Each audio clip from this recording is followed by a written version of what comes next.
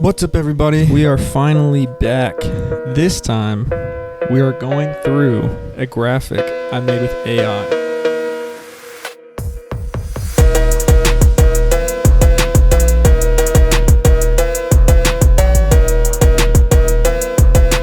And here we go. So, this was a commitment graphic for a kid that was committing to UCF. And the guy that asked me for the graphic said he wanted Disney World in the background. So I found a shot of Disney World and it was really cool. It had the fireworks. I was like, okay, this is the one.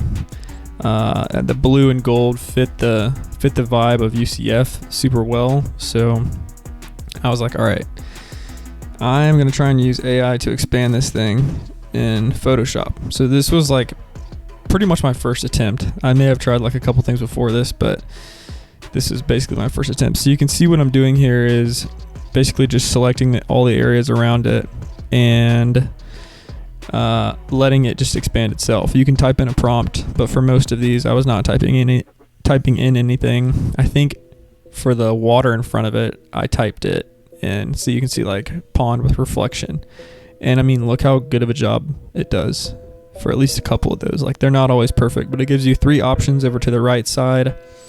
Here I tried to do a football stadium, and I'm like just kind of trying everything here. Like, I don't know how good of a job it's going to do.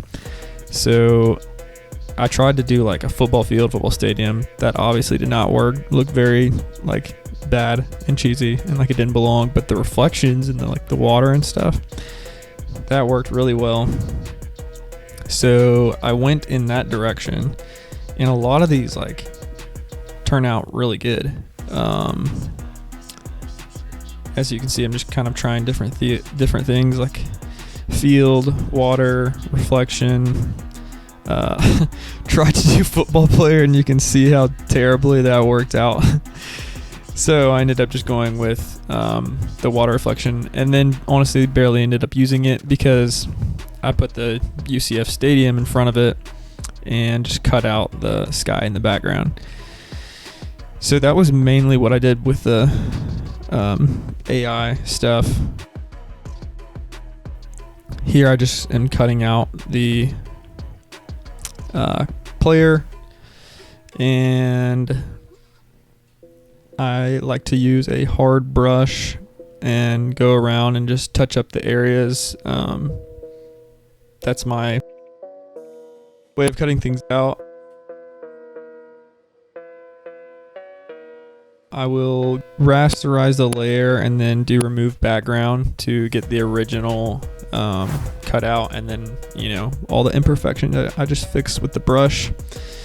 And so I just cut him out, put him on the background. That looks pretty perfect, the angles and stuff.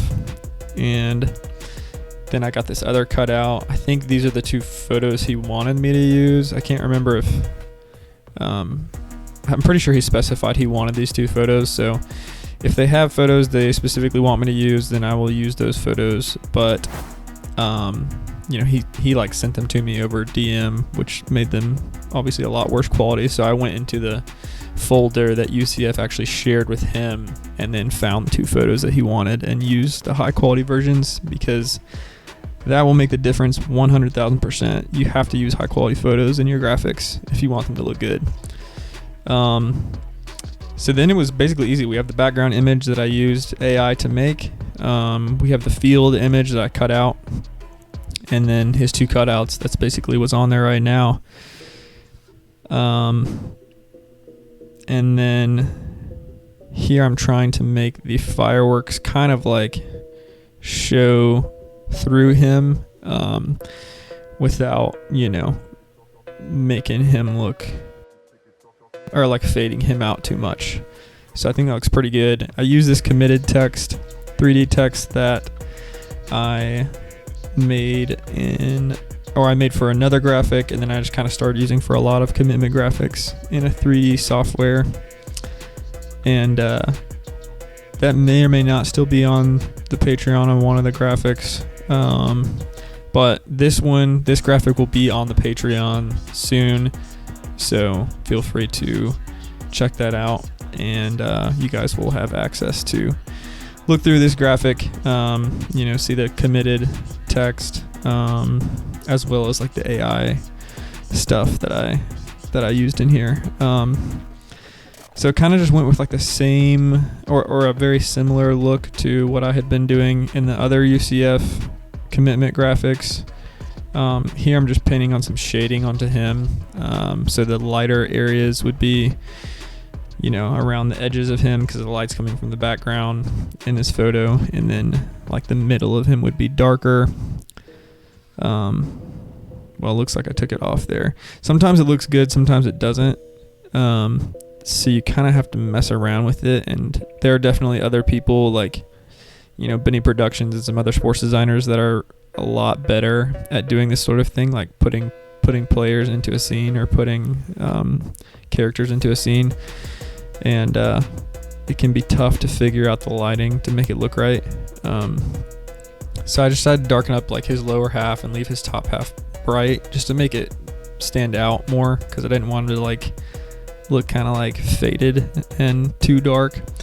Then we just brushed in some shadows below, and the shadows in front of his feet and under his feet to again make it look like that light was coming from the back.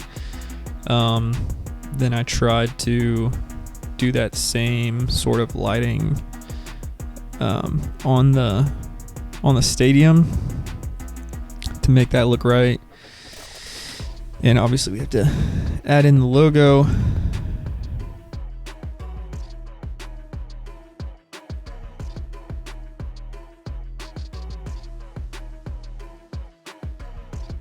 So here I'm trying to make the front of the field look a little bit brighter because the light would maybe be hitting that more. And also give like an emphasis to the shadows that are near his feet. And then here I was just trying to figure out like what font to use, what would best fit in this, and then what color to make it. It can be kind of difficult sometimes to place it in there and make sure it's not getting like too messy looking. I mean, like right there, it's a good idea and kind of cool to have it on the flag, but just doesn't really look right. There's too much going on. Obviously here I'm messing with the color as well, and didn't really like any of that. Definitely looks better closer to the committed text and just makes it easier to read. That's what you want. It can be really easy to put way too much stuff in the graphic and have it look like really cluttered. So you want to try and keep it clean whenever you can, and that can be hard to do sometimes, especially in these like commitment graphic looks. Like the problem with most commitment edits and commitment graphics is there's way too much going on. And I know like recruits, like that sometimes, and people like that sometimes, but it's just you just can't be doing like so much in one graphic. So yeah, try and simplify it where you can. So we have the text where we want it. Then here I'm just kind of messing with the lighting, and I like to use a lot of like inner and outer glows and shadows to make it look like the different colored lighting is kind of like bouncing off of them. So here we are placing in palm trees, and I just thought, it looks cool, but if we added in those colored palm trees that I put in the other graphic, it might look even cooler. Which eventually, makes it to where the AI portion is like almost unnecessary, but it still is necessary because like if you go back and look at the original photo, I think the top of that firework was cut off and some of the sides were cut off of the fireworks, and that's where this stuff is gonna save you. It's gonna make it easier to make it look good. And the AI is not perfect. but you can find ways to use it as a tool and not as a crutch. So this is one of those ways, like, I use the AI in Photoshop to expand the image, but it's not carrying the graphic for sure.